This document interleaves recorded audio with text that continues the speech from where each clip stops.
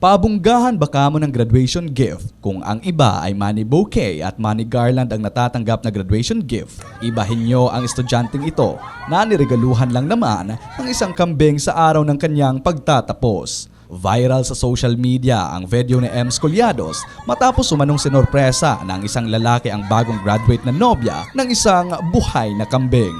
Ito'y ikinagulat naman ni Camille Villoan kung saan hindi ito inaasahang gagawin ng kanyang nobyo lalo pat hindi naman ito mahilig sa mga ganoong klasing bagay. Natatawa at tuwang-tuwa naman ang mga kaanak at kaibigan ni Camille Villoan sa nasabing regalo ng kanyang nobyong si Tonton Fontilon. Sa kabila nito, nagpasalamat naman si Camila sa kanyang nobyo sa mga suporta at pagpapatibay ng loob mula senior high school hanggang sa pagtatapos sa kolehiyo. Nagtapos ng cum laude sa Notre Dame Bidsayap College si Villoan sa kursong Bachelor of Secondary Education, major in Social Studies.